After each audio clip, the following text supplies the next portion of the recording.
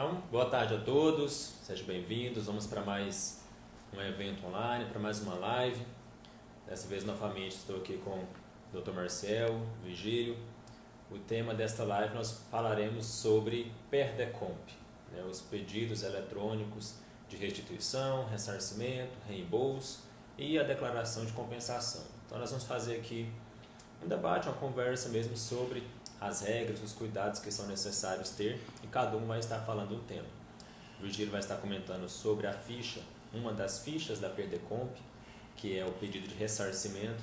O Marcel trazendo as regras da compensação, os cuidados com as compensações, tá? Então vamos estar interagindo aqui, vocês fiquem à vontade para comentar, exporem as dúvidas de vocês, nós vamos estar acompanhando aqui pelos comentários do Instagram, tá? A PERDECOMP ela se divide, vamos colocar assim, em PER, que são os pedidos, e a DECOMP, que é onde você faz a compensação dos seus débitos, né? Dentro da ficha de pedido nós temos a restituição, que envolve lá um pagamento de um tributo em duplicidade, um pagamento a maior de um tributo. Temos o pedido de reembolso, que envolve a parte previdenciária, e temos também o pedido do ressarcimento, que o Virgílio vai comentar também sobre isso. E a parte da compensação, onde nós fazemos ali a vinculação dos nossos pedidos com o débito, onde nós falamos, eu fiz esse pedido desse tipo de crédito e agora eu quero fazer uma compensação para abater um débito que a empresa possa possuir. Tanto pessoa física, pessoa jurídica, cada um pode fazer a PERDECOMP, cada um com suas regras e suas particularidades. Vamos colocar para o Virgílio começar sobre ressarcimento. Olá, tudo bem? E aí, pessoas? Eu quero cumprimentar o Marcos Nunes, quero dar uma boa tarde, quero cumprimentar o Dr. Marcel também nessa tarde. E eu quero falar para vocês sobre o pedido de ressarcimento. São, dentro do PERDECOMP, no sentido do ressarcimento, existem 3 tributos possíveis ao pedido, que é o PIS, o IPI, e o PIS, a COFINS e o IPI.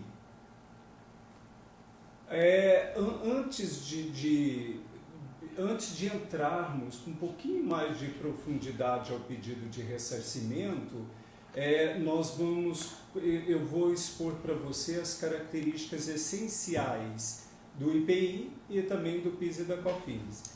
Quais são as principais características do IPI? O IPI ele é reduzido em relação aos bens de capital, só para a gente recordar.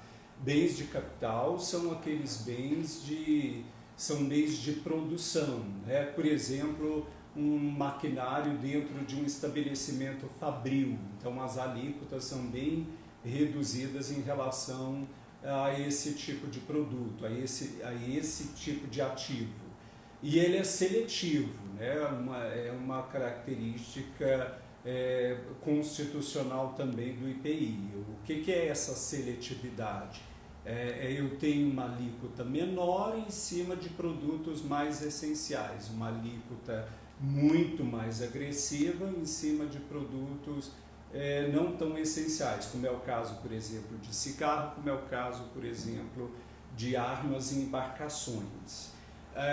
Também, não constitucional também, uma das características, não existe tributação do IPI nas exportações de mercadorias. E o mais importante para nós nesse momento,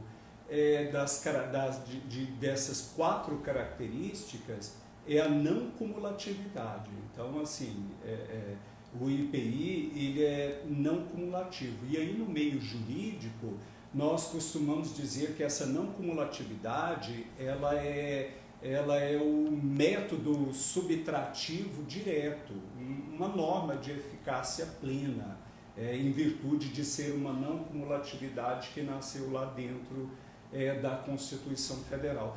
Do nosso ponto de vista agora, desse trabalho, dessa live, para dentro do contexto do pedido do ressarcimento, dessas 4 características, a mais importante para nós nesse momento é a não cumulatividade. Tá bom, mas a gente conheceu as 4 características primárias do IPI, né? E aí, quem são os contribuintes do IPI? São, em regra, as indústrias, os fabricantes, são também, né? Existem outros contribuintes do IPI por equiparação, como é o caso, por exemplo, de importadores, atacadistas que comercializam produtos que mandaram fabricar por encomenda ou que comercializam produtos que foram industrializados em outro estabelecimento seu, ou até produtos importados mesmo.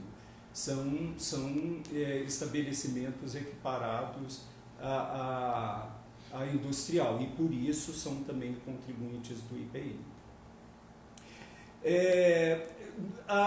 No IPI, nós temos os créditos, os principais créditos para contribuintes de IPI numa fábrica são os insumos. E aí a gente sabe que esses insumos eles são divididos em matéria-prima, material intermediário e material de embalagem. O que é importante, né? O que é importante saber? Conhecer a legislação desses insumos do ponto de vista do fornecedor. Quando é que esses insumos vai chegar para o estabelecimento industrial tributado? Quando é que esses insumos chegam com suspensão? Quando é que chegam com uma alíquota zero? Quando é que o meu estabelecimento industrial, na hora de escriturar o documento fiscal, teria direito a crédito, né? Isso é muito importante. Por isso, um conhecimento profundo em relação à legislação do IPI. E também, além dessa situação de você ter que conhecer profundamente a legislação do IPI pela entrada dos insumos, pela entrada do produto que é tributado pelo imposto no fornecedor, você também precisa conhecer com bastante complexidade, com bastante detalhes, a tributação do produto final. Esse produto final, ele vai ser um produto final tributado? Vai ser esse produto final seu vai sair com a suspensão das contribuições?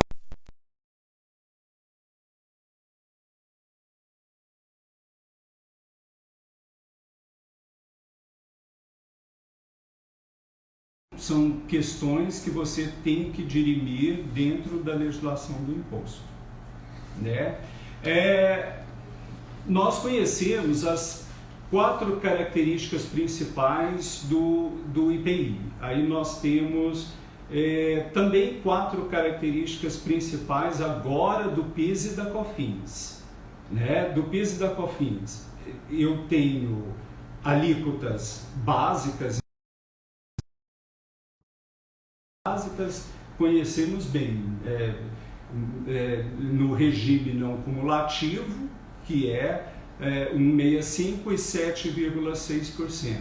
Então, somente o regime cumulativo, em virtude de tomada de crédito pelas entradas em relação aos insumos, somente o regime cumulativo é que teria direito a entrar com pedido de ressarcimento. Portanto, em relação a PIS e a COFINS, agora a gente vai tratar apenas das PJs do lucro real. Não é verdade, doutor Marcelo? Perfeitamente, porque o regime cumulativo tem alíquotas definidas sobre o faturamento, né?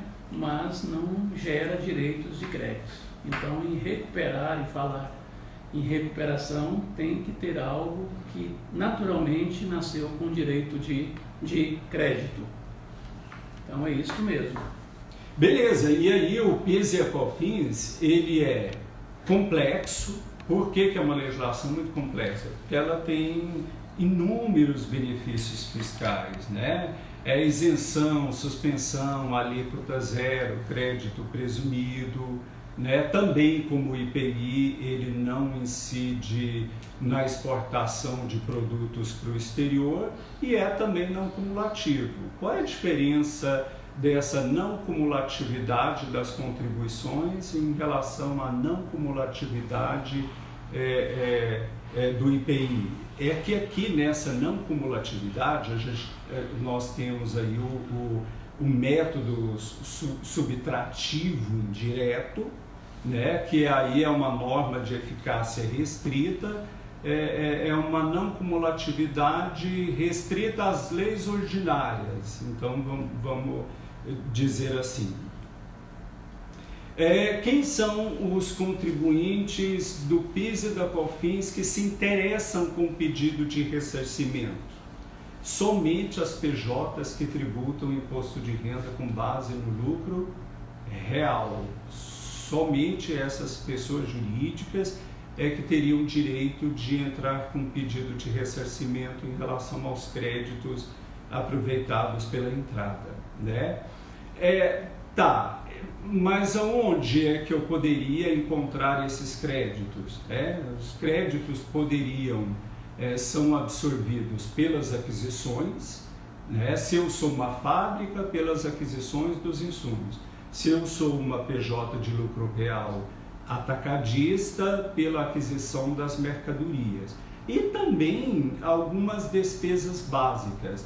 Onde estão esses custos e despesas específicas que me permitiriam direito à tomada de crédito das contribuições? Dentro do artigo 3º das duas leis ordinárias, que é a Lei 10.637 de 2002 e a Lei 10.833 de 2003.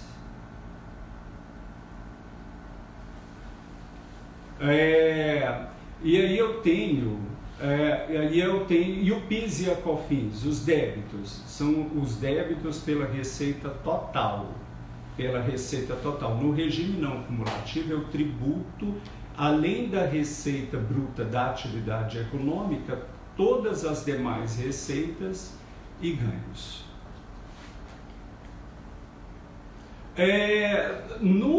Para atender o pedido de ressarcimento dentro do PERDECOMP, no final do período, qual é as obrigações acessórias do IPI?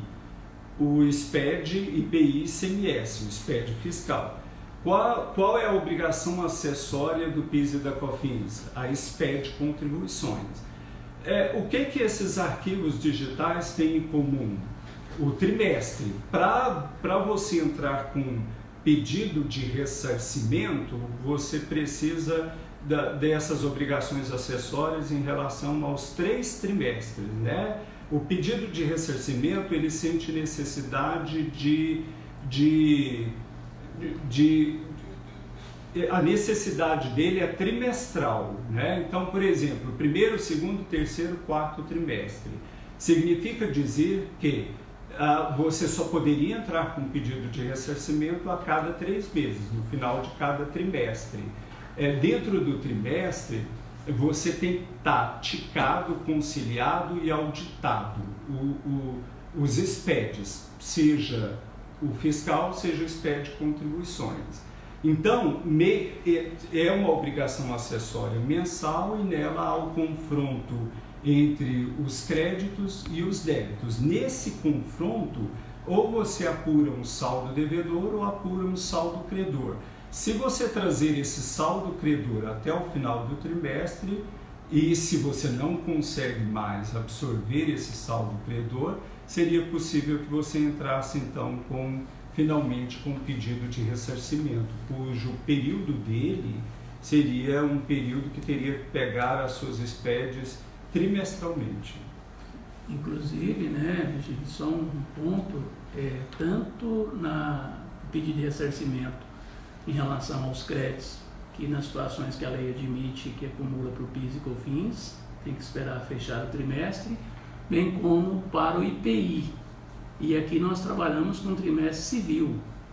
Então, se você acumulou créditos de IPI ou de PIS e COFINS, em que pese a apuração ser mensal, e tem que ser feito mensal, tanto do IPI quanto do PIS e da COFINS, você teria que ter a apuração dos créditos, por exemplo, do IPI de janeiro, de fevereiro e de março. Não utilizou o crédito do IPI para bater com o seu IPI, com o seu próprio IPI. Isso acontece, porque muitas vezes você pode comprar um insumo, uma matéria-prima, como o Virgílio bem colocou, um produto intermediário, um material de embalagem, você tem créditos na aquisição. E de repente o produto que você fabrica, ou pelo menos alguns produtos, você tem alíquota zero. Então a tendência é que esses créditos dos insumos acumulem. Ou mesmo que você vende algum produto tributado pelo IPI que você fabricou, mas aquele débito do produto que você vendeu, que tem IPI na saída, que tem uma alíquota ali de 2, de 3, de 5, de 8%, aí tem que olhar a TIP para ver essas alíquotas.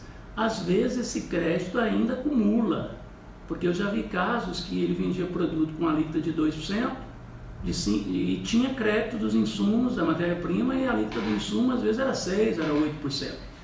Então isso pode acontecer. O importante é que não dá para fazer o pedido de ressarcimento, reforçando, o Virgílio diz, antes de você encerrar o trimestre e verificar que aquele crédito existe. Então eu poderia fazer um pedido de ressarcimento em relação ao primeiro trimestre a partir de abril, e não lá no início de fevereiro, porque você ainda não encerrou o trimestre e a lei assim exige. Perfeito? Exato.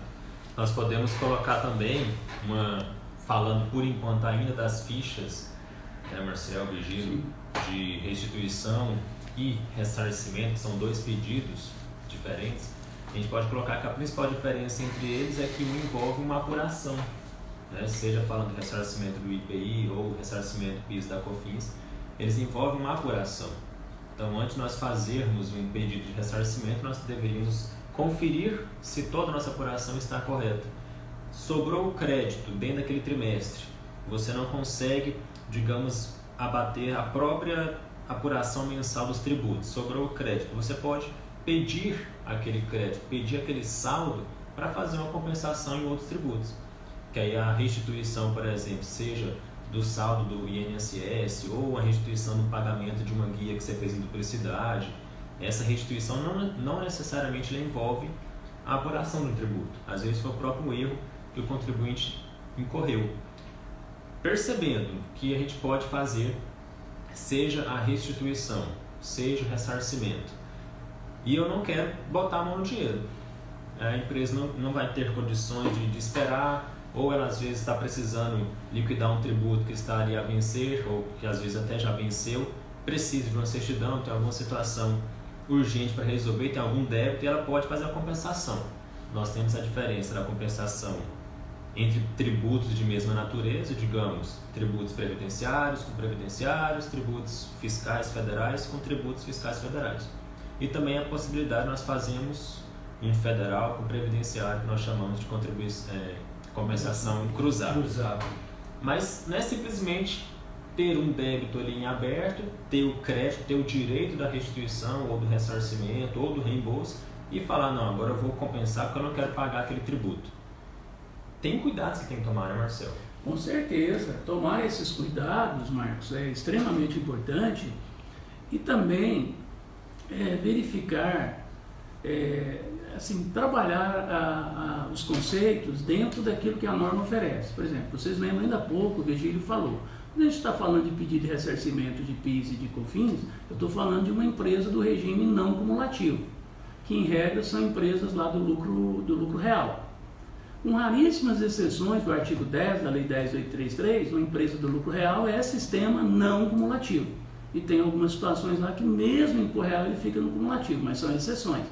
Então, quando ele falou do crédito de ressarcimento de PIS e COFINS, de uma empresa que tem esse direito, por exemplo, faz exportação, que não paga o PIS e COFINS e tem crédito dos produtos que adquiriu, por exemplo, fabricou, insumos, alguma coisa, esse crédito só nós estamos falando de uma empresa em tese do lucro real. Quando eu falo de crédito de IPI, aí independe. Você pode ser um contribuinte do IPI do lucro presumido ou do lucro real, tanto faz.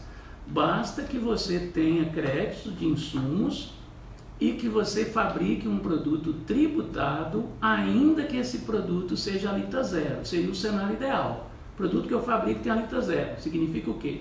Que todos os créditos dos meus insumos, das minhas matérias-primas, produto intermediário, material de embalagem, eu vou tomar crédito. Só uma lembrança importante, não pode tomar crédito de IPI nas aquisições que você fizer das empresas do Simples Nacional. Elas não transferem crédito de IPI. Elas transferem crédito para quem pode aproveitar de PIS, de COFINS, as empresas do Simples, e também do ICMS, com aquela alíquota que ela paga dentro do Simples. Mas o IPI elas não transferem crédito. Então tem que tomar cuidado para não tomar crédito e dizer que estou acumulando crédito lá mensalmente, depois para apurar o trimestre, né? Os créditos do mês a mês dentro do trimestre, fechar o trimestre, de repente eu posso tomar um crédito errado. Se eu vender um produto não tributado, você não tem direito de ficar com crédito, porque o produto é NT. Então olha a TIP, veja o produto que você fabrica, ele tem alíquota de 1, 2, 5, 10%, ele é alíquota zero. Aí, se for alíquota zero, é o cenário melhor possível, porque os créditos, desde que você tenha crédito dos insumos. Vou dar um exemplo, que eu vendo com alíquota zero, mas eu não tenho crédito do insumo. Uma confecção, ela vende roupa com alíquota zero, ótimo. Mas, infelizmente, o tecido não vem com crédito de IPI, então não tem como aproveitar. Agora, imagina que o tecido tivesse IPI, que o fornecedor do tecido destacasse IPI e eu vendesse a roupa com alíquota zero. Eu poderia ficar com a alíquota de IPI da aquisição do insumo, não é isso? Justo. Perfeito. E aí, esse saldo credor que você consegue, que você está visualizando na sua obrigação acessória no final do trimestre, né? Seja IPI, SPED fiscal, seja PIS e COFINS, SPED contribuições. Quanto tempo tem a Receita Federal para colocar o dinheiro na tua mão, considerando que você teria entrado com um pedido de ressarcimento? Então, a Receita tem até 5 anos, né, doutor, para poder colocar o dinheiro na sua mão. Só que só tem uma questão, no pedido de ressarcimento, o crédito ele não é atualizado. Então, se a Receita Federal levar 5 anos para te devolver essa grana toda, esse dinheiro todo, do teu saldo credor aí, objeto do pedido, ele vai chegar para você sem nenhuma atualização. Aí, em virtude disso, é que os contribuintes, tanto do IPI como do PIS e da COFINS, eles entram com uma declaração de compensação. Então, eles vinculam uma declaração de compensação ao pedido de ressarcimento. Na declaração de compensação é possível que eles usem esse saldo credor da SPED fiscal do trimestre, o saldo credor da SPED contribuições no final do trimestre, para pagar outros débitos administrados pela Receita Federal, né? IRPJ, contribuição e as próprias contribuições sociais, PIS e COFINS e IPI. Então, por isso é que eles entram com a declaração de compensação. Só que é igual, eu estava falando para o doutor Marcelo, assim, olha, estava discutindo com o Marcos, tem que ter um profundo conhecimento na legislação do IPI, na legislação do PIS e da COFINS, em relação aos itens que entram e a tributação desses itens, aos itens que são vendidos e a tributação desses itens. Por quê? Porque a gente vai precisar, eu costumo dizer, de um trisal, né? De uma combinação entre a sua nota fiscal eletrônica de entrada, a sua nota fiscal eletrônica de saída, o seu SPED IPI, ICMS, o seu SPED contribuições e daqui a pouco casado com o teu DCTF e finalmente com o teu pedido de ressarcimento. Muitas vezes esse pedido de ressarcimento tem a vinculação até de uma declaração de compensação mesmo. Agora, quais são as multas, doutor? Se para um preenchimento incorreto, para uma omissão de informações? Vou colocar aqui uma situação. O Vigílio bem colocou aí sobre que tem que ter o profundo conhecimento de toda essa pirâmide, seja da obrigação acessória, seja da nota fiscal, seja da legislação, precisamos ter esse conhecimento. Vamos colocar aqui uma situação para o Marcelo comentar bem o principal ponto sobre, às vezes, criam-se um medo, um receio, um tabu quanto a perder comp. O Virgílio colocou, ó, a empresa pediu ressarcimento, viu que está tudo certinho, pediu ressarcimento, vou ter o direito daquele meu crédito. Por mais que você não tenha ele atualizado, digamos assim, vai receber, pediu hoje 10 mil reais de ressarcimento, foi o saldo acumulado do credor que teve no trimestre, 10 mil. Quando você receber, vai receber aqueles mesmos 10 mil, sem um centavo atualizado. Porque não houve um reembolso, não houve um desembolso, você não gastou com aquele dinheiro, que é diferente da restituição, por isso que a restituição... Era um crédito gráfico, né? É um crédito, digamos... Apurado na escrita. Está vinculado na apuração. Exato. Aí vamos lá, a empresa pediu, seja uma restituição que ela gastou, pagou uma guia 2 vezes, ou foi lá e fez um pedido de ressarcimento que ela sobrou um saldo na apuração e ela não vai conseguir utilizar aquilo nos trimestres seguintes, ela quer compensar com outro tributo. Aí o que a empresa faz? Ela pega aquele pedido que ela fez, restituição, ressarcimento, usou o PER, as primeiras fichas de pedido, e vinculou com uma compensação. Tinha um crédito de 10 mil reais e vinculou com um débito lá de 5 mil. O crédito dela, ela tem. Ainda sobrou um pouco ainda nesse exemplo, né? Vamos supor que daqui 3, 4 anos, a Receita, do prazo para ela analisar o seu pedido, ela fala assim, ó, beleza, no momento que você pediu, fez a compensação, eu suspendi o seu débito. Já fiz ali dependendo de uma homologação posterior. Já suspendi o seu débito, liberei sua certidão, tirei as pendências que tinha, seu débito está pago. Só que eu vou demorar até 5 anos para analisar a sua compensação. Chega lá na frente, a Receita indefere. Diz que está com algum erro no seu crédito, ou algum erro na sua apuração, seja na apuração do tributo em si, seja na obrigação acessória, às vezes um código que você fez errado, ela indefere o pedido. Beleza, a Receita fala, ó Marcos, a sua decompra não foi aceita, não foi homologada. Não foi homologada. O meu crédito eu tenho, o meu crédito é real, ele existe, foi apurado bonitinho. E agora o que eu faço com esse débito? O que vira para o contribuinte, Marcelo? Perfeito. Se a gente verificar as disposições do artigo 74 da Lei 9.430 de 96, que vai falar dessas compensações, lá tem parágrafos descendo ali a detalhes, que essa multa por uma compensação que não foi homologada pela Receita Federal, você, além de ter que pagar o tributo acrescido dos acréscimos legais e multa, do tributo normal, porque se não foi declarado homologado, é como se você não tivesse pago aquele tributo que você compensou. E ainda a norma prevê uma multa isolada de 50%, porque você fez uma compensação que não foi homologada pela Receita.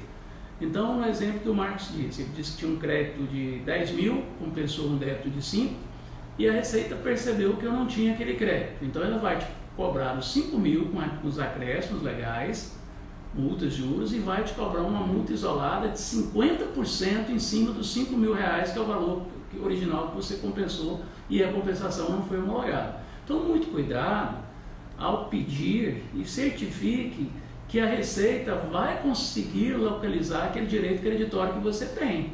E ela vai buscar isso dentro dos seus arquivos digitais, como o Virgílio bem pontuou. Ela pode buscar isso lá dentro do FD Contribuições, dentro do FD Fiscal do IPI. Ele vai analisar o seu DCTF, a forma como você compensou esse tributo lá dentro. Então, não é preocupar simplesmente com o que eu tenho direito. Eu preciso saber se a Receita vai conseguir localizar esse direito creditório que eu tenho. Que aí você faz uma compensação com segurança. Lembrando que essa multa, em caso de fraude, lá, essa multa isolada que eu disse, 50% em cima do valor compensado indevido, ela pode chegar a 150% no caso de uma compensação não homologada. E depois tem a compensação não declarada, que as multas são maiores ainda, 75, podendo chegar a 225. Então, cuidado, conhecer direito material é muito importante. Você precisa saber claramente se o crédito que você tem é legítimo, se ele realmente existe, e se você está pleiteando realmente algo, você está pleiteando algo com segurança jurídica para o seu contribuinte. Porque senão, em vez de se traz uma alegria inicial e depois causa um problema futuro. Então, cuidado, conheça a legislação e veja se seus pedidos estão de acordo com a norma. E, principalmente, se os seus pedidos estão de acordo com a norma, mas se realmente a Receita vai, na sua análise, vai conseguir localizar aquele direito de crédito que você alega ter. Exato. Antes de fazer mais algumas pontuações, nós temos aqui uma pergunta. Fiquem à vontade, tá, para tirarem as dúvidas de vocês aqui pelos comentários mesmo do Instagram. Nosso colega Gabriela perguntou o seguinte, que é exatamente a situação que nós estamos colocando aqui. Uma empresa do regime cumulativo pagou PIS e COFINS a maior. Poderia ser IRPJ, poderia ser o IPI, poderia ser qualquer tributo nessa questão dela aqui da área federal, um DARF preto, que ela pagou em duplicidade ou a maior, que aí no caso seria um pedido de restituição. E ela diz que tem um débito de contribuição social, a CSLL. Pode sim fazer a compensação.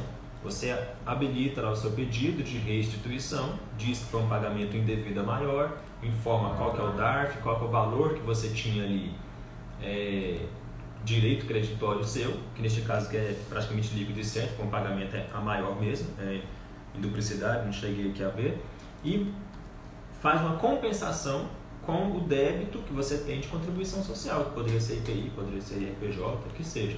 Lembrando, né, lógico, Marcelo, que na compensação do IRPJ contribuição, a gente tem uma regra que não pode compensar o débito das estimativas.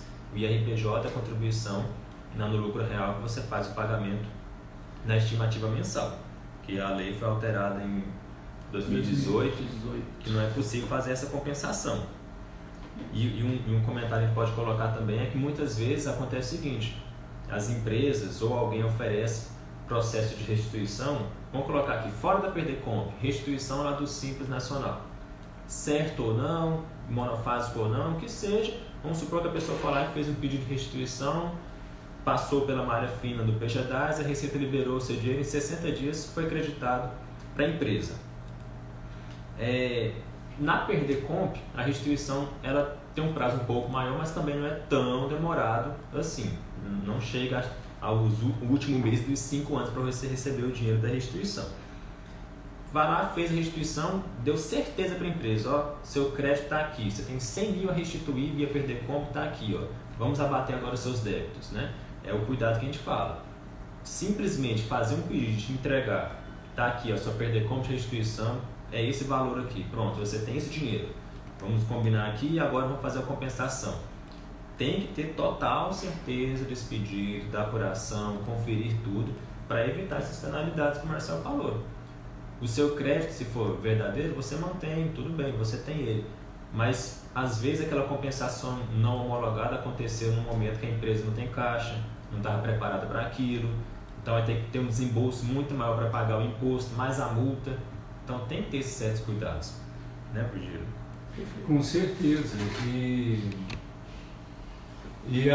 Eu costumo dizer, eu trabalho de maneira muito técnica, eu sou muito técnico, então eu entendo que para você alcançar o sucesso no seu pedido de restituição, no seu pedido de ressarcimento, na sua declaração de compensação, para você evitar essas multas em virtude de pedido não homologado, que o Dr. Marcelo estava colocando agora há pouco, eu me jogo para o lado técnico. Eu entendo que você precisa conhecer profundamente a legislação de nota fiscal eletrônica, o layout, o manual do contribuinte. Você precisa conhecer também a legislação do SPED IPI, ICMS, no caso o IPI, né? Porque você precisa conhecer muito os registros envolvidos em relação ao saldo credor que depois vai ser transportado e ligado ao pedido de ressarcimento. Então você precisa conhecer os registros via guia prático de orientação de preenchimento desses registros e também conhecer a legislação. Então tem também a questão do aspecto material. Então é muito importante você conhecer a tributação do produto que sai do teu estabelecimento e a tributação do produto que está chegando para você. E por mais que você não acredite, é muito comum é muito comum saldo credor em estabelecimentos industriais não optados pelo Simples, não só de IPI, eu me refiro, não só industriais, mas todos os outros estabelecimentos equiparados também. E assim, é grana, né? Dá uma melhoria muito grande para o fluxo de caixa da sua empresa, do estabelecimento industrial. Nós temos situações que, por isso que a gente sempre preza nesse sentido de, além de nós sermos contribuintes um pouco mais, vamos falar assim, conservadores, para não termos riscos com o fisco, penalidades, provocar o fisco de maneira errada e desnecessária, nós temos que estar atentos a esses pontos da lei. Muitas vezes acontece da empresa ter um custo, aquele custo ela não consegue fugir dele, é um custo necessário, é um custo relevante, é um custo que ela não consegue sair dele. E ela nem sabia que ela teria direito a se creditar de IPI, a se creditar de PIS e COFINS. Então é necessário nós entendermos todos os pontos, todas as particularidades que existem para a gente se creditar, né, para a gente melhorar o nosso caixa da empresa, que a principal ideia nossa, né, de todos os empresários é pagar menos impostos. Tá? A gente tem duas perguntas aqui. Primeiro vou responder uma, depois de colocar outra aqui para o Marcelo. A Kel Neri. O cliente pagou um DARF maior do código 2985, que é a CPRB, a desoneração da folha, se não me engano. O valor era 2 mil e ela pagou 20 mil. Como se trata de um DARF, né, mesmo que a empresa seja do Simples, igual ela colocou aqui, é um DARF preto. Vamos falar assim, um DARFzinho lá, você gera ele no Cical e faz o pagamento e informa depois na DCTF. No caso aqui, sendo Simples, tem a situação da DCTF. É um pagamento indevido a maior. Você vai pedir, você vai fazer o pedido de restituição. Logicamente não tem como você usar REDARF, não tem como você fazer nada nessa situação, que a diferença é muito grande. 18 mil a mais. 18 mil, 10 vezes o valor do imposto. E você habilita uma compensação com outro, que seja o próximo débito desse mesmo código do mês seguinte, daqui 2, 3 meses, você tem o direito de fazer essas compensações. Inclusive com retenções, né? Porque se ela for responsável tributário, né? Exato. Com tributo próprio, ela quase não vai ter, porque ela vai ter o Simples. E esse CPRB realmente é ruim. Quando acontece isso, de repente vai demorar a conseguir compensar isso ao longo dos meses. Vai ter um crédito elevado e uma possibilidade de débitos que encaixa a compensação para absorver esses 18 mil aí ao longo dos próximos meses. Dos próximos pagamentos, né?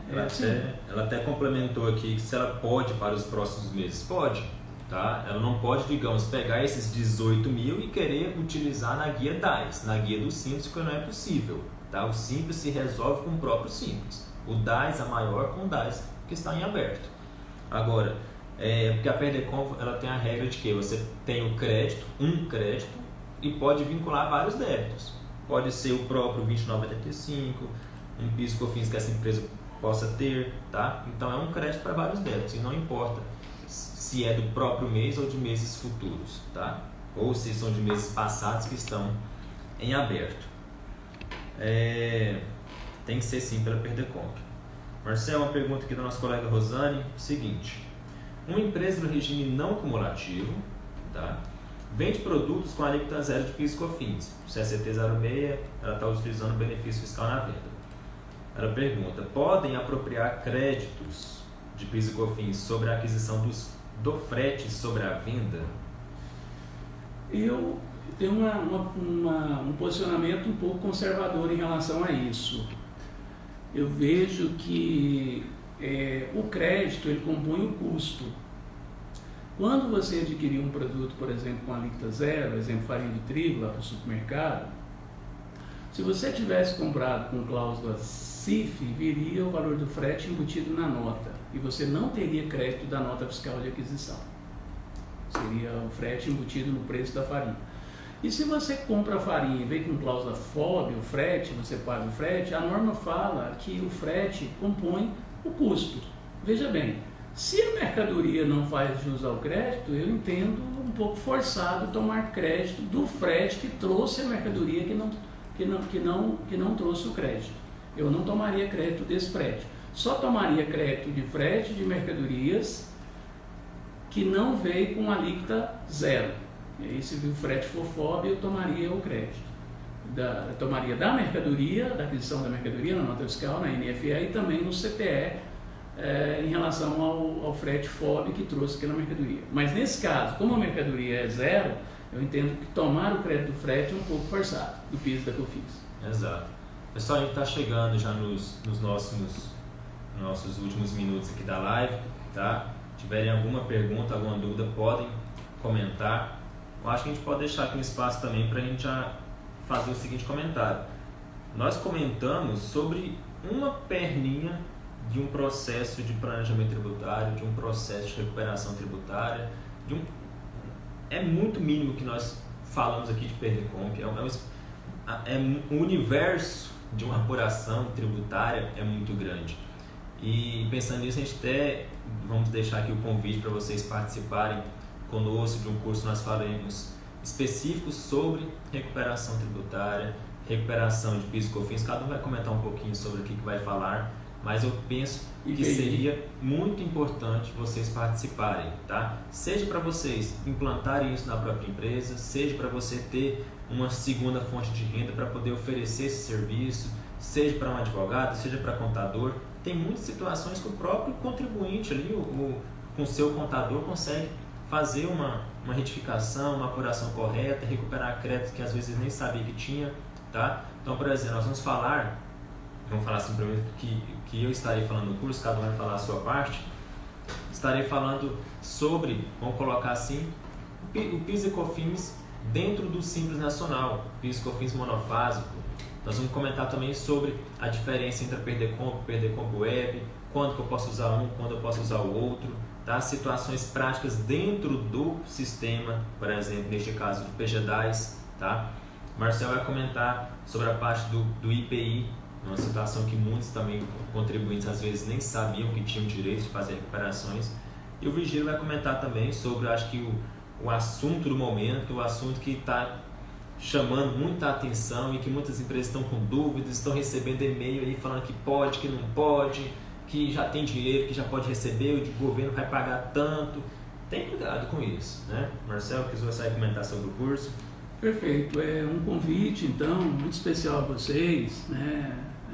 Eu me vejo cercado nesse curso, né? Ladeado aqui pelo Marcos e pelo Virgílio, e falar para vocês da experiência, né, que nós temos como consultores em relação ao direito material, e isso faz muita diferença para o seu escritório, seja de contabilidade, para um analista fiscal, um analista de SPED, um advogado tributarista. É fundamental o conhecimento bem do direito material. E nós, devido trabalharmos aqui na consultoria o dia todo, desenvolvemos matéria também em relação a isso, e principalmente adentrarmos aos problemas dos nossos clientes que têm consultas no dia a dia. Então isso nos une com muitas informações interessantes para vocês. O curso, ele vai ser um curso voltado para situações que você muitas vezes está perdendo grandes oportunidades de recuperação de crédito tributário dentro da sua empresa. Nós, nesse sistema não cumulativo que nós vivemos, digamos assim, nesse manicômio tributário que nós temos no Brasil, você veja, vou só fazer um paralelo bem simples aqui. Você hoje tem segurança que você está aproveitando corretamente os créditos de PIS e COFINS dentro da sua empresa? A sua base de formação, a sua base de tomada de crédito está correta? E a sua base de IPI? Só ilustrando, um tempo desse fui analisar um cliente para fazer recuperação de crédito de IPI. Ele estava tomando crédito de IPI somente de empresas industriais. E eu descobri que ele comprava de distribuidores, de atacadistas. E ele tinha 50% do crédito do IPI dessas atacadistas que não destacava crédito IPI na nota para ele. Então, se o crédito do IPI que ele tomava da indústria era 10%, ao comprar aquele mesmo produto de um atacadista não equiparado industrial, ele estava perdendo um crédito de 50% em cima da nota de aquisição. Então isso é um dado, como o Marcos bem colocou, eu estou colocando isto como um mero item de exemplo. Nós temos inúmeras outras situações que nós podemos pontuar para vocês dentro de um curso, onde nós temos aí, teremos 8 horas, né? 12 horas de curso, é na sexta-feira à noite, no sábado o dia todo, onde eu, Virgílio e Marcos vamos deixar vocês totalmente munidos de informações relevantes, e isso vai reverter em renda para a sua empresa. Curso não é despesa, curso é investimento na área tributária. Virgílio comentar aí então sobre a tese do SES, vamos dizer assim, né, Virgílio? É verdade. Então o que está rolando? Pessoas nas redes sociais, está rolando a tese do século. E o que é essa tese do século? É simplesmente o ICMS destacado na nota fiscal. Ele agora pode ser excluído da base de cálculo do PIS e da COFINS. Aí o que essa tese, ela já vem sendo discutida lá há mais de 20 anos. Então, e aí esse julgamento, o Supremo Tribunal Federal, ele deu a sentença favorável ao contribuinte lá em 15 de março de 2017. De lá para cá, nós temos algumas situações aí que são fáticas, né?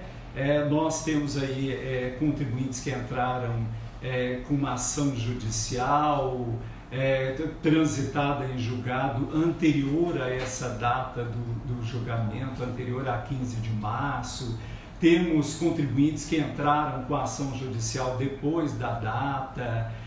Temos contribuintes que não querem entrar com uma ação judicial e questionam a dedução do ICMS da base dessas contribuições, né? E aí o que eu vou ensinar para vocês no dia 16, no dia 17?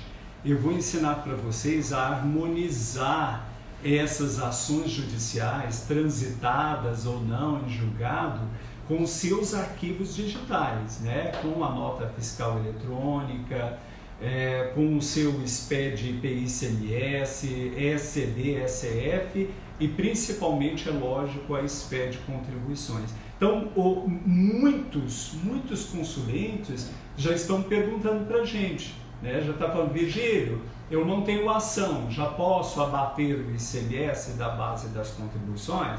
Se eu abater, o que pode acontecer comigo? Né? O que eu tenho que esperar? Então, a gente vai ver tudo isso, a gente vai retroagir há mais de 20 anos e vamos chegar até os dias atuais em relação a essa tese. Vai ser bem bacana. É um curso vamos falar assim, você investe em você mesmo e ainda para as empresas terem retorno desses valores, né? Então, deixamos o convite para vocês, entre em contato com o departamento comercial, a Richelle está disponível ali para atender vocês, cada caso, tá? Vai olhar com muito carinho, toda a atenção do mundo para vocês, tá? Então podem entrar em contato, está lá disponível para as datas, para quem não é cliente, quem não é, dia 16 e 17 de julho, tá? Estamos aí a menos de um mês do curso.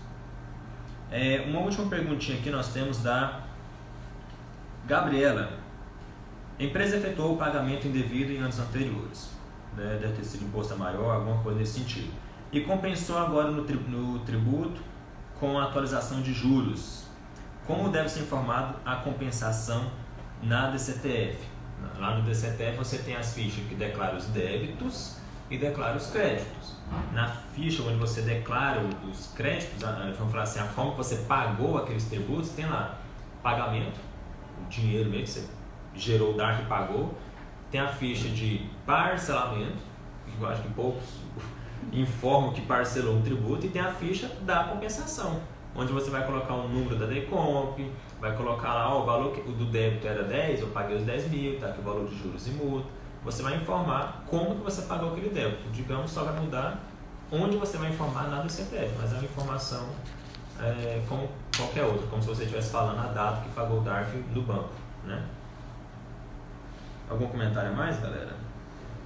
Bom, Marcos, então só reforçando o convite, né, para vocês participarem do nosso curso.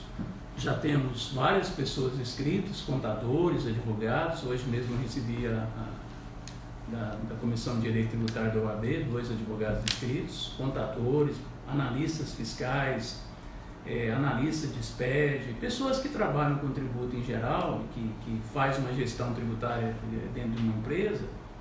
É muito importante você ter conhecimento das regras que norteiam esses tributos.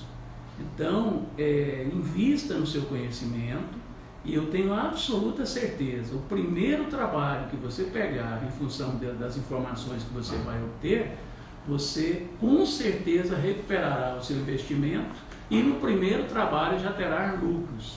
Então eu digo sempre, estudar, conhecimento é uma grande função. Nós estamos a cada dia edificando, colocando um tijolinho nessa grande construção chamada conhecimento. Então fica aqui o convite, o nosso carinho, o nosso apreço a vocês, que vocês venham realmente participar desse curso com a gente, e eu tenho absoluta certeza que os resultados serão muito proveitosos para vocês. É isso. Então, um grande abraço, obrigado por estar com a gente, por participar mais dessa live do Objetivo. É isso, passa a palavra aos colegas. Para os investidores, né, Marcelo, isso não é day trade, isso não é renda variável com alto risco, não é um perfil agressivo de investimento, é investimento com certeza de um retorno garantido, né, Marcelo? Bem lembrado, bem lembrado. De minha parte, já agradeço, tá, a participação de vocês, todos que estiveram conosco até aqui. Obrigado, Marcelo, mais uma vez, Virgílio, está todo mundo aqui no dia a dia conosco nessa batalha tributária que nós temos. Deixo agora com o Virgílio fazer seus agradecimentos. Agradeço a todos vocês, agradeço aos meus colegas, eu espero vocês também lá no dia 16 e 17. Vamos conhecer um pouco mais do direito material e também da prática fiscal e contábil, e com certeza vai ser muito proveitoso. Um grande abraço. Até mais. Até mais.